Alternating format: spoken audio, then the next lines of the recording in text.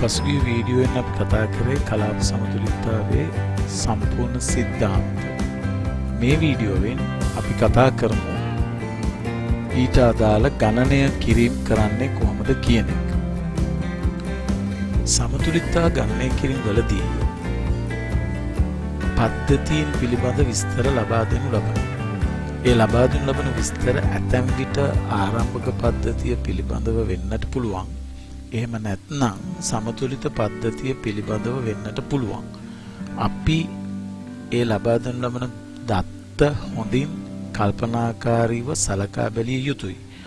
ආරම්භක පද්ධතියක් ලබා දී තිබෙන්නේ නම් ගැටලුව අපිට විසඳා ගැනීම සඳහා සමතුලිත තත්ත්වයක් කරා යොමු කරවිය යුතුයි. ඒ කියන්නේ දෙන ලබන தත්ත්වයන් සමග සමතුලිත තත්ත්වයේ පද්ධතියේ ස්වභාවය පිළිබඳව අපි දැන හඳුනාගත යුතුයි. අපි සමතුලිත නියමය ආදේශ කරනු ලබන්නේ සමතුලිත පද්ධතිය උදෙසා වන බැවින් සියලු தත්ත්වයන් කළමනාකරණය කරගනිමින් අපි සමතුලිත විට පද්ධතියේ සංඝටක පිළිබඳව සොයා බැලිය යුතුයි. මේ සඳහා කලාප සමතුලිතතාවයට අදාළව එය කරනු ලබන ආකාරය පිළිබඳව පහත උදාහරණ කීපය සැලකිල්ලට ගැනීමෙන් දැනගන්නට පුළුවන්කමක් ලැබේවි. අපි බීකරයකට එකිනෙකට අමිශ්‍ර ද්‍රාවක දෙකක් දැම්ම කියලා හිතන්න. එයින් එක් ද්‍රාවකයක් කැපිටල් A ද්‍රවය ලෙසත් අනෙක් ද්‍රාවකය කැපිටල් B ද්‍රවය ලෙසත් සලකමු. මෙම A සහ B එකිනෙක සමග මිශ්‍ර නොවන ද්‍රව විය යුතුයි. ඒගෙන් VA පරිමාවක් ගත්තයි කියලා සලකනවා. B ද්‍රාවකයෙන් VB පරිමාවක් ගත්තයි කියලා සලකනවා. ඊට පස්සේ ඒ ද්‍රාවකයේ තුල X නම් ද්‍රව්‍ය දිය කරනවා. ඒක ක්‍රමක්‍රමයෙන් B තුලට යමින් X B තුල සාදා ගනිමින් සමතුලිත තත්ත්වයක් අත්පත් කරගනු ලබනවා. එවිට පද්ධතිය උෂ්ණත්වය කැපිටල් T ලෙස සලකනවා. මෙම අවස්ථාවේ ඇති වූ සමතුලිතය ඒ ද්‍රාවකයේ තුල තිබූ X B ද්‍රාවකයේ තුලට ගමන් කරමින් B ද්‍රාවකයේ තුල X ලෙස සාදාගත් බව සැලකිය හැකිය. ඒ ද්‍රාවකයේ තුල X 0.1ක් මවුල ආරම්භයේ තිබුණේ නම්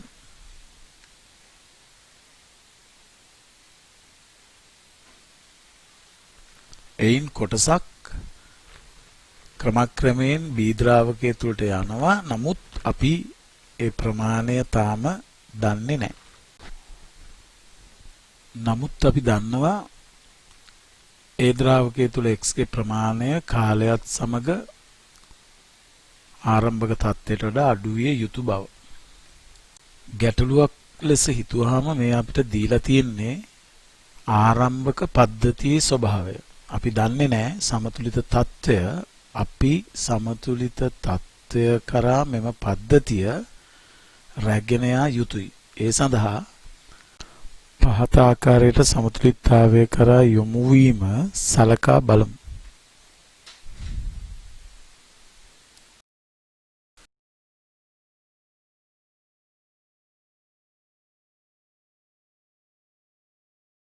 සමතුලිත තත්ත්වයේදී X B තුලත් X A තුලත් පවතී.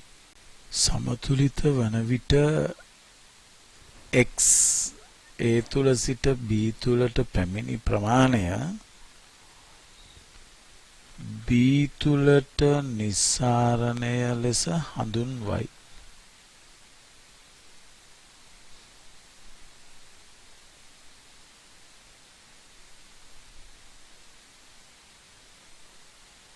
නැතහොත්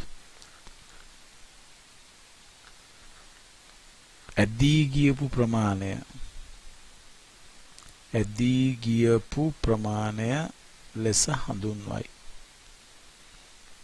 නැත්නම් ඒ සොයා ගැනීම සඳහා පළමු ද්‍රාවකය තුල ඉතිරිය ලබා දෙයි. මෙම අවස්ථාවේදී මම සලකා බලන්නේ ඉතිරිය නොවේ, නිස්සාරිතය. එය x මවුල ප්‍රමාණයක් වන බව මම සලකනවා. එතකොට x ද්‍රාවකයේ ඒ ද්‍රාවකය තුල ඉතිරිය වෙන්නේ 0.1න් x අඩු වූ විට තිබෙන මවුල ප්‍රමාණය. ඒක තමයි ඒකේ ඉතිරිය. හැබැයි B ද්‍රාවකය තුල ප්‍රමාණය මවුල x වෙනවා. එම ප්‍රමාණයන් පහත ආකාරයට සමතුලිත පද්ධතිය සලකා මෙසේ ආදේශ කළ හැකිය. ආරම්භයේ මවුල 0.1යි. ඒ තුල නිස්සාරිතය x මවුල, ඒ කියන්නේ a ගෙන් b තුලට ඇදී ගිය ප්‍රමාණය. එම නිසා සමතුලිත ප්‍රමාණ අපිට එනවා 0.1 ඍණ x ඒ ද්‍රාවකය තුල x මවුල b ද්‍රාවකය තුල. ඒ අනුව සමතුලිත සාන්ද්‍රණ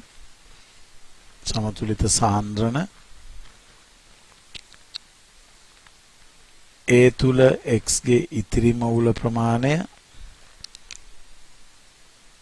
එයාගේ ද්‍රාවක පරිමාවෙන් බෙදලා VA වලින් බෙදලා සොයා ගන්න පුළුවන්. B තුල x ගේ මවුල ප්‍රමාණය එයාගේ ද්‍රාවක පරිමාවෙන් බෙදලා VB වලින් බෙදලා සොයා ගන්න පුළුවන්. අපි මේ සලකා බැලුවේ x a සහ b තුල ව්‍යාප්ත වීම පිළිබඳව මේ ද්‍රාවක පරිමාවන්ට අදාළව ආරම්භක මවුල ප්‍රමාණයන් ලබා දී ඇති විට දැන් අපි සලකා බලමු මවුලම දී යුතු වන්නේ නැහැ. ආරම්භක ප්‍රමාණය මවුල වෙනුවට අපිට මේම ගැටලු වල දෙන්නට පුළුවන්, මවුල වෙනුවට දෙන්නට පුළුවන් ස්කන්ධයක්.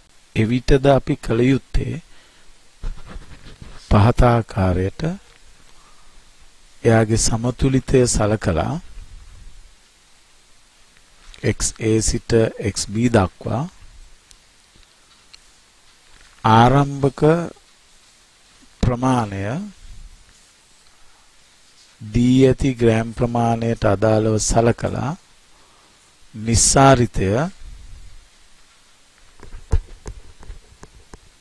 x ග්‍රෑම් යයි සලකලා සමතුලිත ප්‍රමාණ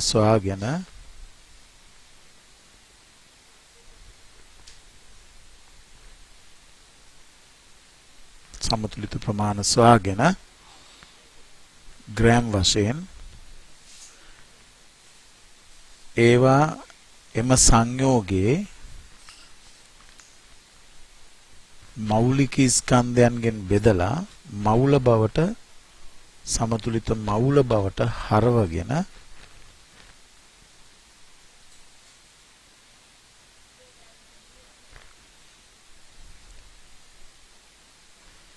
අපි තු මෞලික ස්කන්ධය x කියලා ඒ නිසා mx ගෙන් බෙදලා ඊට පස්සේ සමතුලිත සාන්ද්‍රණය එම ද්‍රාවක පරිමාවන්ගෙන් බෙදලා සොයා ගැනීමයි.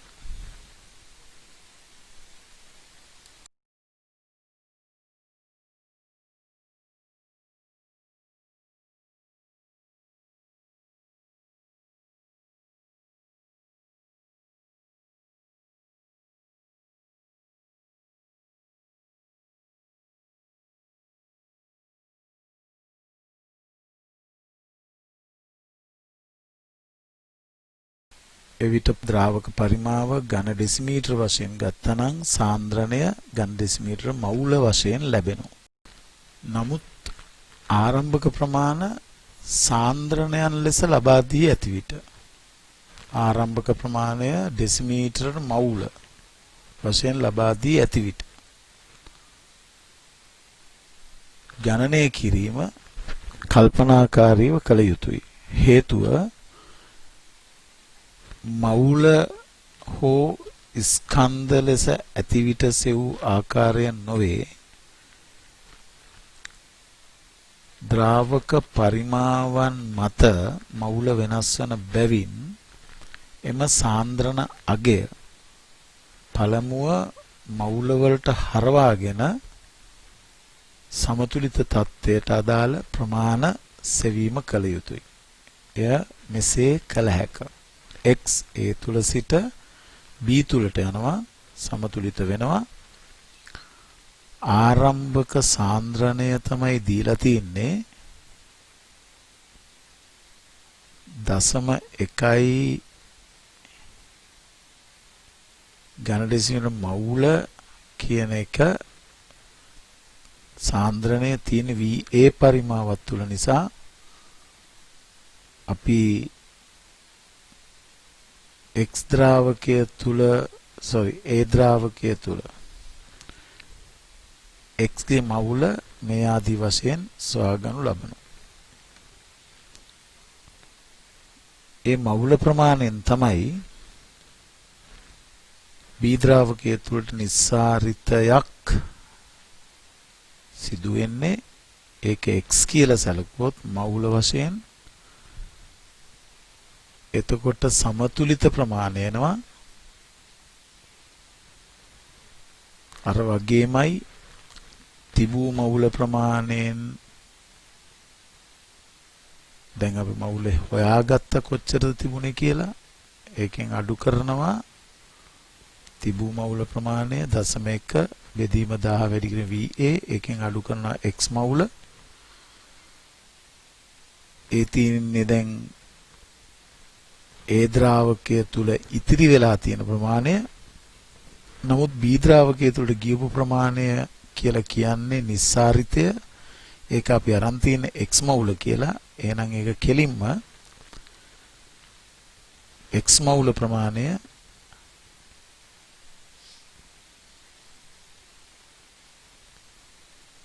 සමතුලිත තත්ත්වයේ පවතින බව සැලකන්න පුළුවන්. දැන් අපිට පුළුවන් සමතුලිත සාන්ද්‍රණ සොයන්න. ඒ සඳහා කරන්න මොකද්ද? ඉහත මවුල ප්‍රමාණයන් 0.1 වැඩි කිරීම VA බෙදීම 1000 තිබිච්ච මවුල ප්‍රමාණය ඒකෙන් අඩු වුණා x දැන් තියෙන මවුල ප්‍රමාණය ලැබෙනවා. ඒක අපි බෙදන්න ඕනේ මොකෙන්ද? සමතුලිත මවුල තිබෙන ද්‍රාවක පරිමාව VA. එතකොට අපිට ලැබෙනවා A ද්‍රාවකයේ තුල x ගේ සාන්ද්‍රණය. ඒ වගේම අපිට පුළුවන්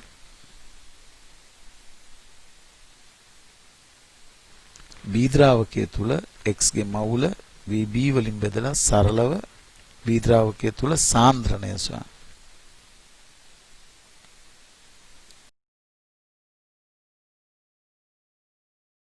ඊට පස්සේ කළ යුත්තේ මොකද්ද? මෙම අගයන් පහත පරිදි සමතුලිතතා නියමයට ආදේශ කිරීමයි.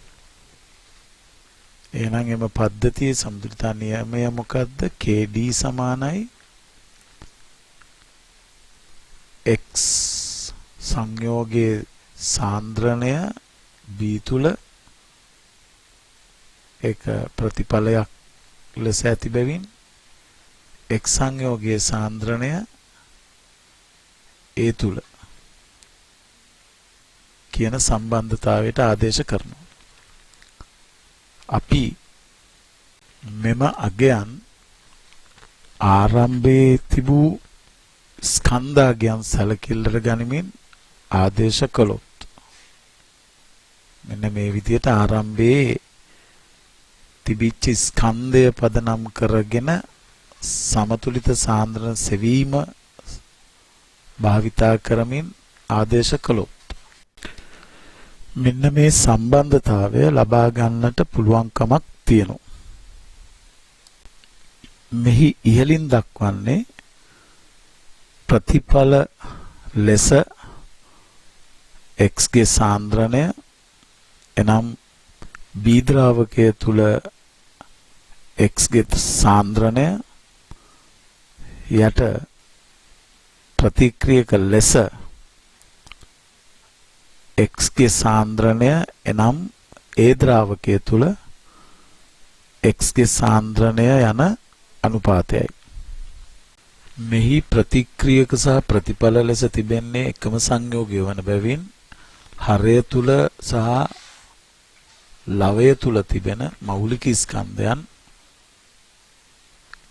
කපා හරින්න පුළුවන්. ඒ අනුව අවසාන ප්‍රකාශනයේ තිබෙන දේවල් වෙන්නේ x යට VB බෙදීම එකරින x යට VA කියන සම්බන්ධතාවය.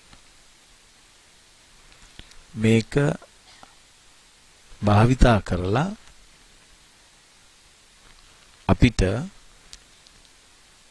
ගණනය කිරීම ගණනාවක් කරන්න පුළුවන්.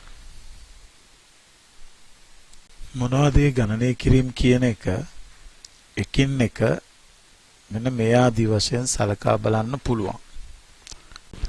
අංක 1 KD ව්‍යාප්ති සංගුණකය.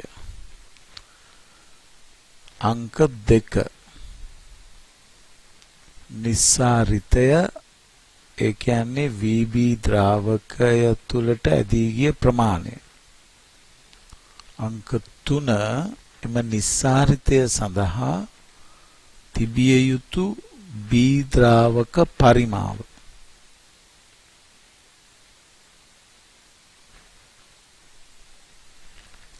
අංක 4 ඉතිරිය ඒ ද්‍රාවකයේ තුල ඉතිරිය. අංක 5 එම ඉතිරිය සඳහා ඒ ද්‍රාවකයේ සඳහා වූ පරිමාව. අංක 6 ආරම්භක ප්‍රමාණය. අපි මෙතනදී සලකලා තියෙන්නේ ආරම්භයේ එකක් තිබුණායයි සලකලා ඕක m හෝ වෙනත් තු නොදන්නා පදයක් දන්නා වගයක් වෙන්න පුළුවන්. ඒක ආරම්භයේ තිබූ ප්‍රමාණය ලෙස සලකන්න පුළුවන්.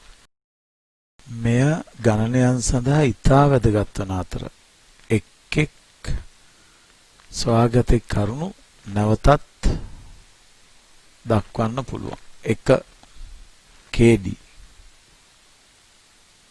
ව්‍යාප්ති නියතය. 2 x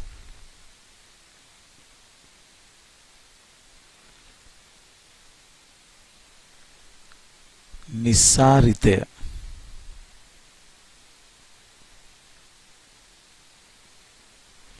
3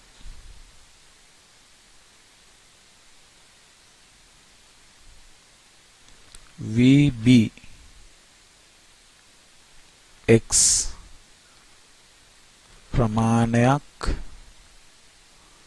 නිස්සාරණය සඳහා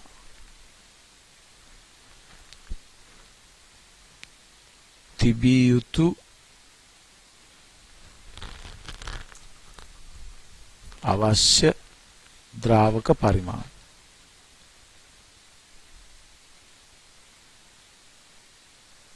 4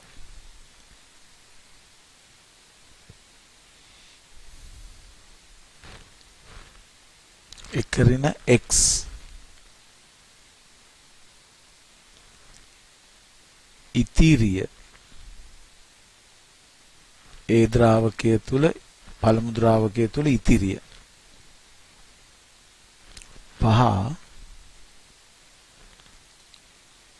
VA එකරින x ප්‍රමාණයක් ඉතිරිය සඳහා අවශ්‍ය ද්‍රාවක පරිමාණ.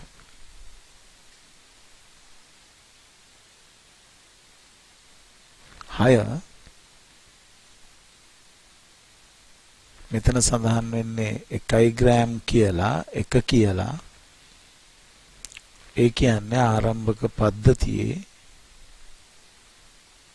තිබූ ප්‍රමාණය ඕකොන්න y කියලා දාගන්නත් පුළුවන්.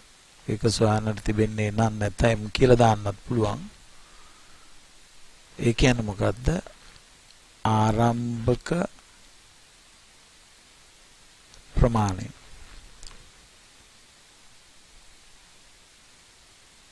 ඔන්න ඔය දේවල් ඉතා පහසුවෙන් මෙම සමීකරණයට ආදේශ කිරීමෙන් ගණනය කරගන්න පුළුවන්.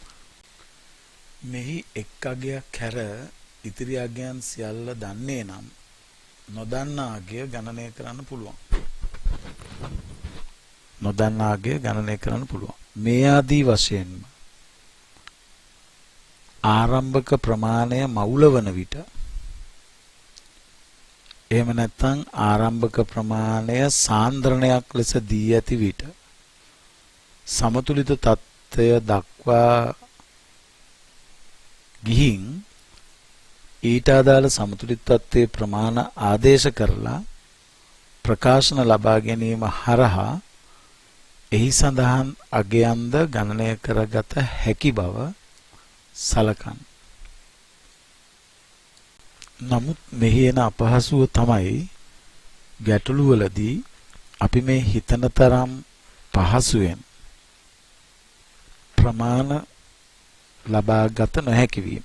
හේතුව ඒවා ඍජුවම දෙන්නේ නැහැ. ඒ ප්‍රමාණ සොයා ගැනීම සඳහා රසායනික ගණනයේ යම් යම් කරුණු අපිට ඉදිරිපත් කරනවා. වැඩි හරියක්ම විශ්ලේෂණ රසායන විද්‍යාවේ භාවිතා වන අනුමාපන මේ සඳහා භාවිතා කරනවා. ඒ කියන්නේ එක් ද්‍රාවකයේ ප්‍රමාණ සොයා ගැනීම සඳහා සමතුලිත පද්ධතියේ සමතුලිත විට පද්ධතියේ ද්‍රාවක වලින් කොටස් වෙන් කර ගනිමින් වෙන වශයෙන් වෙන් කර ගනිමින් ඒවා අනුමාපන සඳහා යොදා ගනිමින් අනුමාපන ඔස්සේ සමතුලිත තත්ත්වයේ ප්‍රමාණ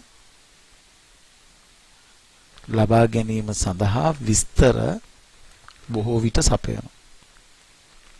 ඒ නිසා ගොඩක් ළමයි හිතාගෙන ගියාට මේ විදියට පහසුවෙන් ගණනය කළ හැකි කියලා ඒක අපහසු වෙන්නේ ගැටලුව හරියට අවබෝධ කර නොගැනීම හේතුවෙන් එම ද්‍රාවක තුල තියෙන ප්‍රමාණ සොයා ගැනීම සඳහා දී තිබෙන දත්ත කළමනාකරණය කරගත නොහැකි වීම. මෙය ගැටලුවක් දෙකක් විසඳීමෙන් පහත ආකාරයට අවබෝධ කරගන්න පුළුවන්. අපි ඒ සඳහා පසුගිය විභාග ප්‍රශ්න කීපයක් සලකා බලමු. ඔබ මෙම ගැටලුව විසඳන විට ඊට අදාළ ප්‍රශ්න පත්‍රය ඔබ ළඟ තබාගෙන ගැටලුව විසඳීමට උත්සාහවන්ත වෙන්න. ප්‍රශ්නය 1981 B කොටස.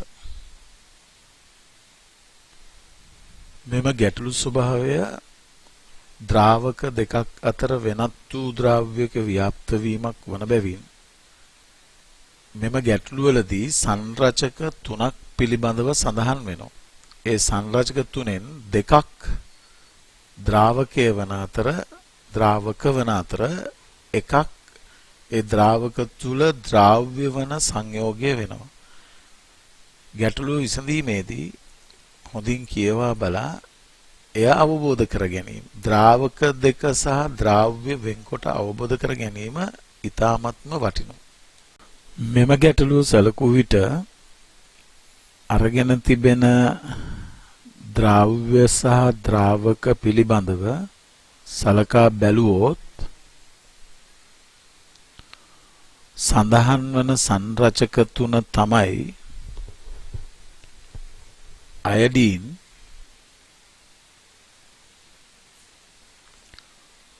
ක්ලෝරෝෆෝම් CHCl3 සහ ජලය.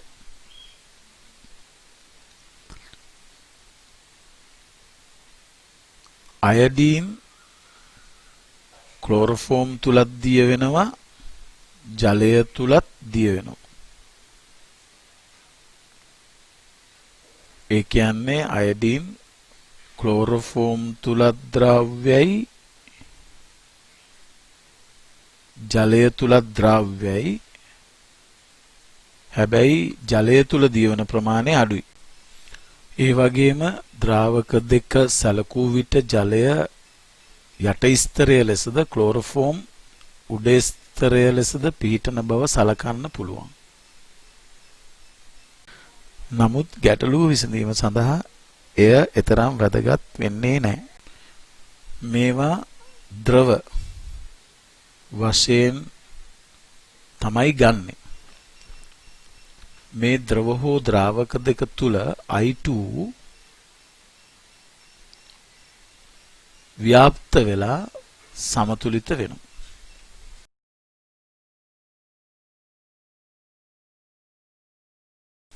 එම අවස්ථාව වන විට අදාළ ද්‍රාවක දෙක අතර පද්ධතිය තුල I2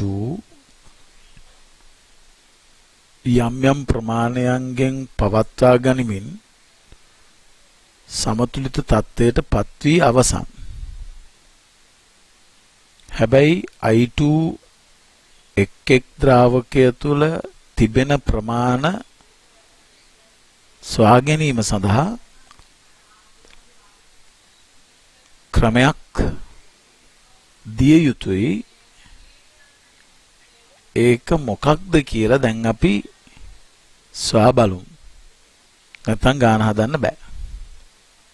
මෙම ගැටලුවට අදාළව දී තිබෙන්නේ මම අර කලින් සඳහන් කළ පරිදි එක් සමතුලිත විට එක් ද්‍රාවකයෙන් වෙන් කරගත්තා වූ කොටස් අනුමාපනය කිරීමයි. මේ සඳහා මෙහිදී ජල ස්තරයෙන් නැත්නම් ද්‍රාවක ලෙස පාවිච්චි කරපු ජලයෙන් ඝන සෙන්ටිමීටර නැත්නම් මිලිලීටර 50ක් අරගෙන තියෙනවා. ඒකත් එක්ක ප්‍රතික්‍රියා වීම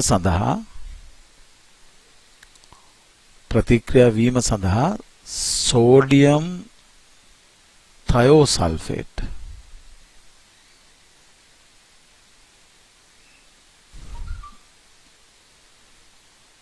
10ක් මිලිලීටර වැය වූ බව සඳහන් කොට තිබෙනවා.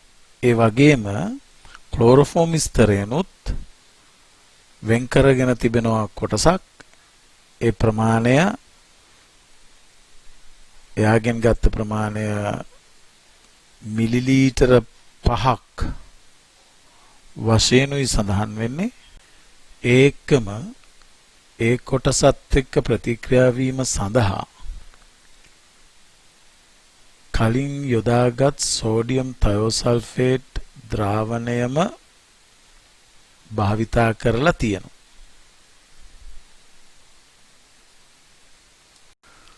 එනම් එකම ද්‍රාවණයේ බැවින් සාන්ද්‍රණ සමාන වෙනවා. ඒක මම මෙතන සඳහන් කරනවා C සාන්ද්‍රණයක් වන බව. ඒකෙන් වැය වෙලා තියෙනවා මෙතනදී මිලිලීටර් 100ක්. මෙම සෝඩියම් තයෝසල්ෆේට් ද්‍රාවණ වල සාන්ද්‍රණ අගයන් දීලා නැහැ. මම එම සාන්ද්‍රණ ඝන ඩෙසිමීටරට මවුල වන බව සලකනවා. එම අගයන් දී නැත්තේ ඒවා මෙම ගණනයේදී වැදගත් නොවන නිසා විය යුතුයයි සලකන්න. මෙම ගැටලුව ආරම්භයේදී සඳහන් වෙනවා පද්ධතිය සමතුලිත වී තිබෙන උෂ්ණත්වය කාමර උෂ්ණත්වය වන බව. දැන් බලමු අපේ ප්‍රශ්නය මොකක්ද? ඔය තියෙන්නේ දත්ත ටික. දත්ත දිහා බලාගෙන හිටියට වැඩක් නැහැ. අපි අදහස යොමු කරන්න ඕනේ සෑම විටම අපේ ප්‍රශ්නෙට. අපේ ප්‍රශ්නය තමයි එම උෂ්ණත්වයේදී KD කීයද? ඕක තමයි අපෙන් අහන එකම ප්‍රශ්නය. දැන් අපි කල්පනා කරමු මේක සොයාගන්නේ කොහොමද? මේ වෙනුවෙන් අපිට ඕනේ මොනවද? මෙම ගැටලුවේ KD සෙවීම සඳහන් කොට තිබෙන ආකාරය ජලය සහ ක්ලෝරෝෆෝම් අතර ලෙසයි සඳහන් වන්නේ. ජලය සහ ක්ලෝරෝෆෝම් අතර KD ගණනය කරන්න කියලායි තියෙන්නේ. මෙන්න මේක ඉතා වැදගත්. සඳහන් කොට තිබෙන ද්‍රාවක දෙක සැලකූ විට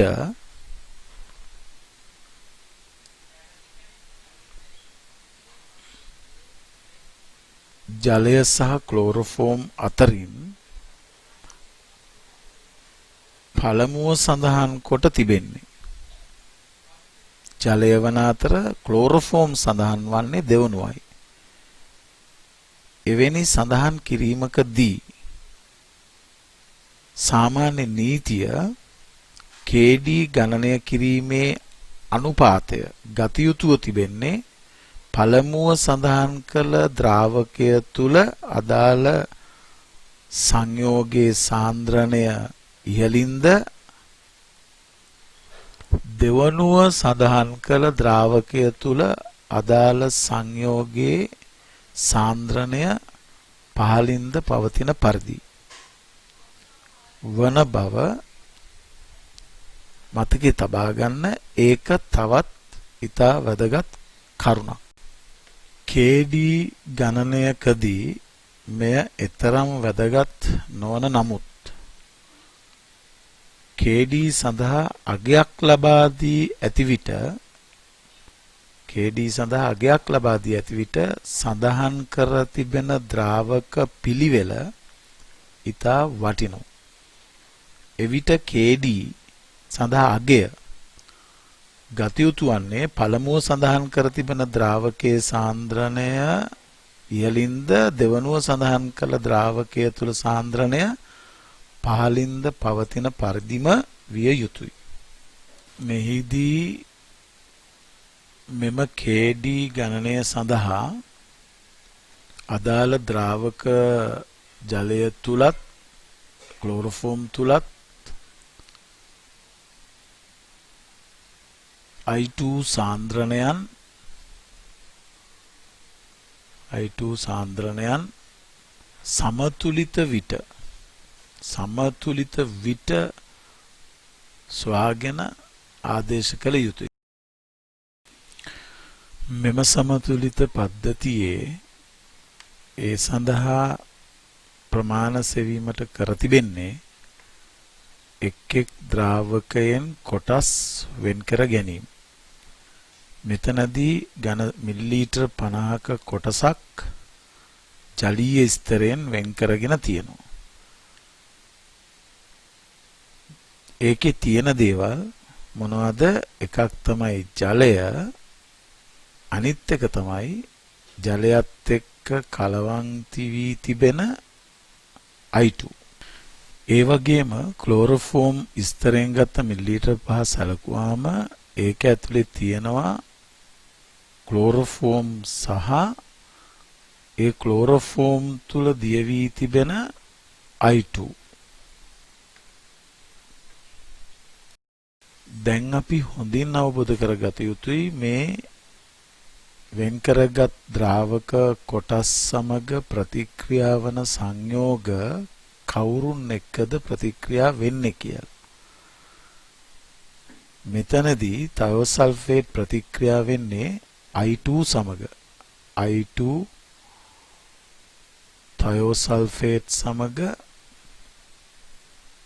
මෙන්න මෙහෙම ප්‍රතික්‍රියා වෙනවා. සෝඩියම් අයඩයිඩ් හදනවා. සෝඩියම් ටෙට්‍රා තයෝනේට් හදනවා. ක්ලෝරෝෆෝම් ස්තරයේ මිලිලීටර් 5 සමග ප්‍රතික්‍රියා වෙච්ච තයෝසල්ෆේට් පරිමාව දන්න නිසා ඒකෙන් අපිට පුළුවන්කම තිබෙනවා ඊට අදාළව සිදු ප්‍රතික්‍රියාව සැලකිල්ලට අරගෙන වැය වූ සෝඩියම් තයෝසල්ෆේට් මවුල ප්‍රමාණය පරිමාවට අදාළව ගණනය කරලා එයත් එක්ක ප්‍රතික්‍රියා වෙච්ච I2 වල සාන්ද්‍රණය සොයන්න. මේ සඳහා පළමුව තයෝසල්ෆේට් ඝන මිලිලීටර් 100 තුල මවුල ගණනය කළ යුතුයි. මේ සඳහා තයෝසල්ෆේට් ද්‍රාවණයේ සාන්ද්‍රණය C ලෙස අපි සලකා ඇත. පරිමාව මිලිලීටර් 100යි. ඒ අනුව ප්‍රතික්‍රියා කළ සෝඩියම් තයෝසල්ෆේට් Na2S2O3 මවුල ප්‍රමාණය සොයාගත හැක. නමුත් I2 මවුල ප්‍රමාණය සෙවීම සඳහා මේ ප්‍රතික්‍රියාව තුලිත විය යුතුයි. ඒක ඉතා වැදගත් කාරණාවක්. තුලිත විය යුතුයි.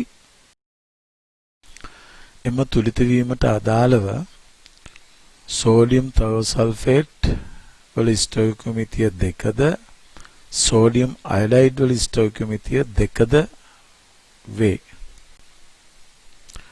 දත්ත සමග ගණනය පැටලීම වැළැක්වීම සඳහා මම පොඩි වෙන්කිරීමක් කරනවා. මෙහිදී ප්‍රතික්‍රියා කළ සෝඩියම් තයෝසල්ෆේට් මවුල ප්‍රමාණය මෙහෙම හොයන්න පුළුවන්. ඝන සෙන්ටිමීටර 1000ක C මවුල ප්‍රමාණයක් තිබුණේ නම් වැය වෙච්ච පරිමාව මිලිලීටර 100ක් වන බැවින් ඊට අදාළ මවුල මේ ප්‍රමාණය වෙනවා. ඒ අනුව ප්‍රතික්‍රියා කළ I2 ප්‍රමාණය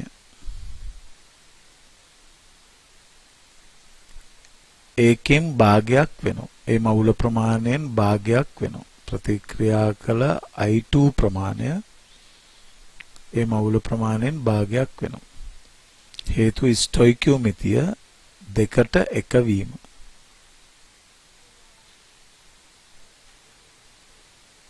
ඒක මේ විදියට හොයාගන්න පුළුවන්.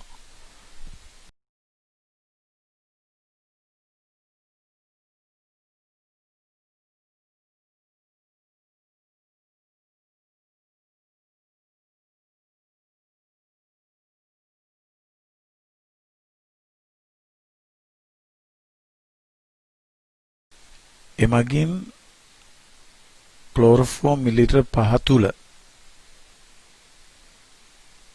I2 වල සාන්ද්‍රණය මේ ආදී වශයෙන් ගණනය කරන්න පුළුවන්. ඒකට අදාළව මිලිලීටර් 5 තුල තිබිච්ච මවුල බෙදනවා එයාගේ පරිමාව මිලිලීටර් 5 නිසා එකයට 5 බෙදීම 1000 ඇයි ඒ ඝන ඩෙසිමීටර වලට හැරවීම පිණිස මේ අගෙන් බෙදලා ගණනය කරන්න පුළුවන්. එතකොට අපිට උත්තරයක් එනවා. ඒක සුළු කරපුවාම ක්ලෝරෝෆෝම් තුල I2 සාන්ද්‍රණය කොච්චරද කියලා. මිලිලීටර 5 තුල තමයි අපි ගණනය කළේ. මිලිලීටර් 5 තුල තිබෙන ද්‍රාවණයේ I2 සාන්ද්‍රණයමයි එය ලබාගත් මුල් ද්‍රාවණය තුල I2 සාන්ද්‍රණය වෙන්නේ. මොකද සාන්ද්‍රණය පරිමාව මත වෙනස් වෙන්නේ නැහැ. ඒක නිසා මිලිලීටර් 5 තුල සාන්ද්‍රණය සමතුලිත ක්ලෝරෝෆෝම් ස්තරයේ තිබූ I2 සාන්ද්‍රණයට සමාන වෙනවා. මෙය සුළු කළ විට 18000 කැපෙනවා. අවසාන වශයෙන් උත්තරයක් එනවා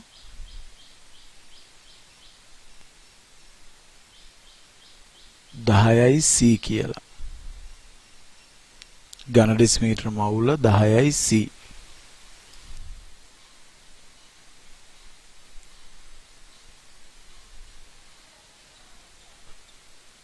H2O තුල තිබෙන I2 ඒ ආදී වශයෙන්ම තව සල්ෆේට් සමග ප්‍රතික්‍රියා වන බැවින්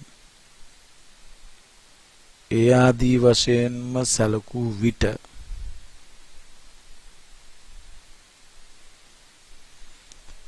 පහත ආකාරයට ජලය තුල I2 සාන්ද්‍රණය ගණනය කරන්න පුළුවන්.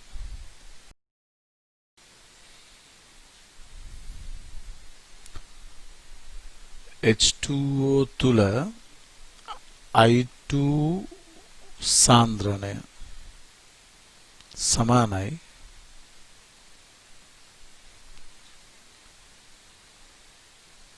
වැය වූ තයෝසල්ෆේට් වල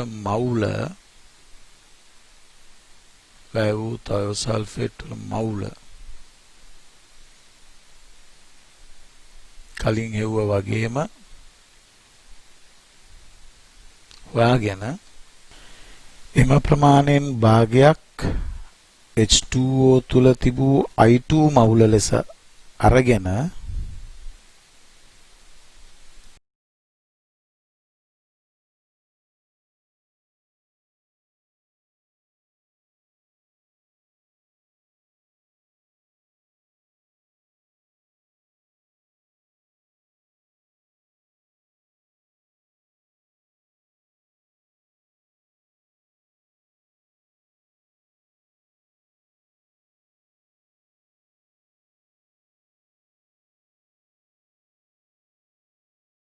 ද්‍රාවකයේ පරිමාව ඝන සෙන්ටිමීටර නැත්නම් මිලිලීටර 50ක් වන බැවින්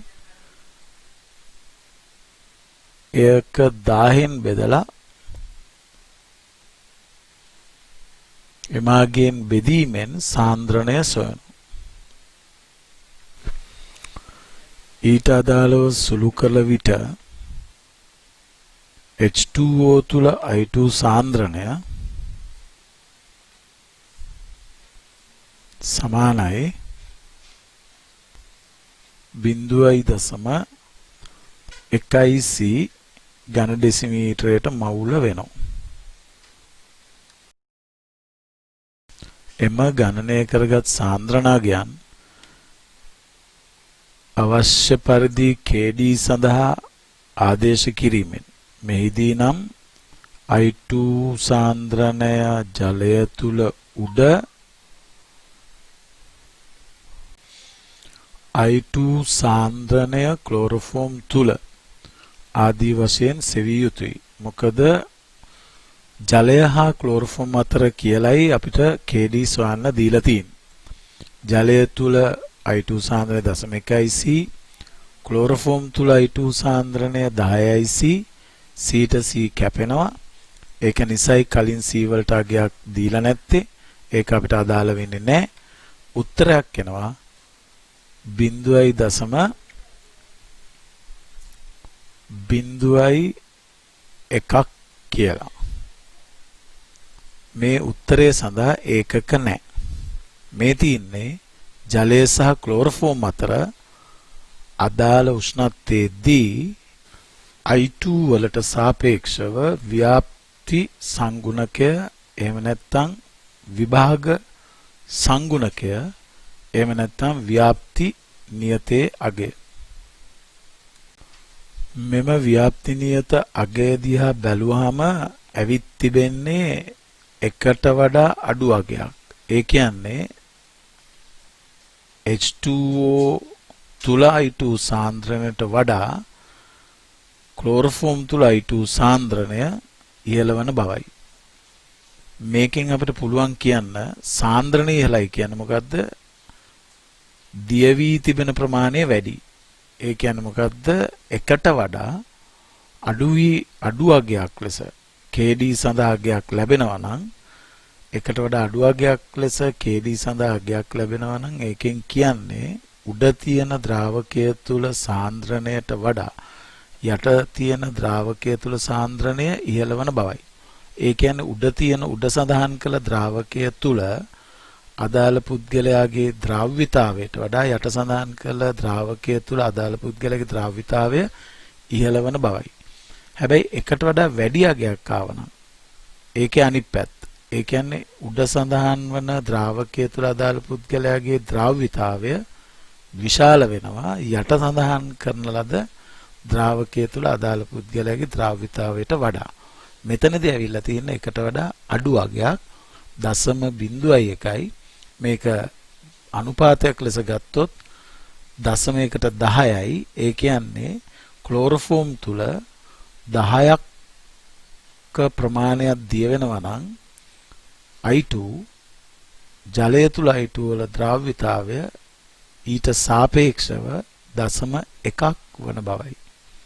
ඔන්න ඔය ටිකත් අපි අවබෝධ කරගමු. මොකද මෙම අගයන් ගණනය හරහා ද්‍රාව්‍යතාවය පිළිබඳ අපෙන් ප්‍රශ්න අහන්නට පුළුවන්කමක් තියෙන නිසා. මෙම ගණනය කිරීම කලින් සඳහන් කළ පරිදි අර ස්කන්ධ මවුල සාන්ද්‍රණ දී ඇති විට ගණනය කළ පරිදි සාම්ප්‍රදායික ගණනයක් නෙවෙයි. ඇත්තටම මෙම ගැටළු වල බොහෝ විට ලැබෙන తত্ত্বය මේකයි. ඒ කියන්නේ පළමුව යම්කිසි ද්‍රාව්‍යයක් ද්‍රාවක දෙකක් තුල සමතුලිත වන්නට ඉඩ හරිනවා. අපි ඊට හොඳින් කවුද ද්‍රාව්‍ය මොනවාද ද්‍රාවක දැනගත යුතුයි. ඒ සඳහා KD වලට අදාළව සඳහන් කර තිබෙන අගය සැලකූ විට මෙතනදී මෙන් ජලය හා ක්ලෝරෝෆෝම් අතර ලෙස ලබා දුන් ආකාරයට අපිට ද්‍රාවක දෙක හඳුනා ගැනීම හැකියාවක් ලැබෙනවා. ඒ අනුව ද්‍රාව්‍ය හොයාගෙන සමතුලිත වුණාට පස්සේ පද්ධතියේ දෙන මේ කොටස් වෙන් කර ගනිමින් ප්‍රතික්‍රියාවන්ට අදාළව ඒවායේ ප්‍රමාණ සෙවීම පිළිබඳව හොඳින් කල්පනා කරලා බලලා එම සාන්ද්‍රණයන් නිවැරදිව ගණනය කරගෙන ගැටලුව විසඳා ගැනීම සඳහා බුද්ධිමත් වන්න. වඩාත් විභාගයට ලැබෙන ස්වરૂපය සමතුලිත වුණාට පස්සේ ද්‍රාවක කොටස් වෙන් කර ගනිමින් විශ්ලේෂණය කිරීමයි. ඒ නිසා මෙම ගැටලුව හොඳින් අවබෝධ කරගෙන ඉතිරි ගැටලු තනියම විසඳන්නට උත්සාහවන්ත වෙන්න. මේ හතරවන වීඩියෝවත් ඊට පෙර ඉදිරිපත් කළ තුන්වෙනි වීඩියෝවත් මගින් කලාප සමතුලිතතාවය ලෙස හඳුන්වනු ලබන